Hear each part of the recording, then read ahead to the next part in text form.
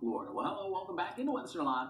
I'm meteorologist Alex Wallace. And I'm meteorologist Felicia Gomes. Well, we want to begin with that threat forming off of the East Coast. Storm system packing a bit of a triple dose of some heavy rain, big waves, gusty winds. I've looked at a few places at risk in the north and mid-south. Portions of North Carolina, Long Island, New York, you'll be dealing with that threat for coastal issues there.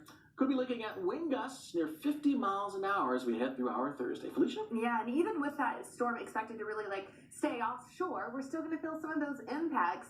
As you can see here, here's the setup. We've got this front that we've been talking about that's trying to exit the East Coast. Then we also have two areas that we need to watch that are going to kind of end up working together to enhance the storm risk. So you can see that 30% chance. Watch what happens here. As this cold front is pushing east, we've got these pair of disturbances in the Atlantic, and they get closer together, and they kind of work together. As I said, they combine, and a low pressure forms along that front as it pushes out into the Atlantic, and that's going to spell the recipe for something that's kind of nor'easter-ish a little bit for the northeastern portions of the country. Not only that, though, but we've got this strong high pressure to the north, low pressure to the south, and you can see how tightly spaced these lines are. That is a strong pressure gradient difference, and that means gusty winds. So here's what we're looking at along the East Coast mid to later this week. We are going to be seeing those very gusty winds, rough seas as well with that low pressure system just offshore.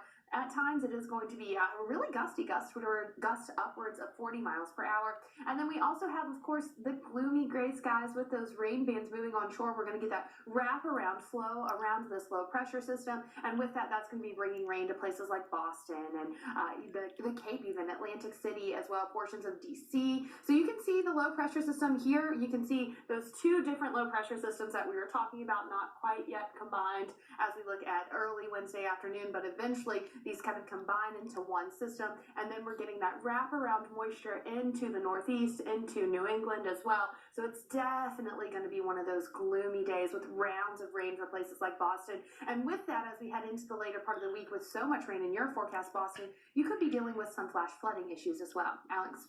And we'll also have to deal with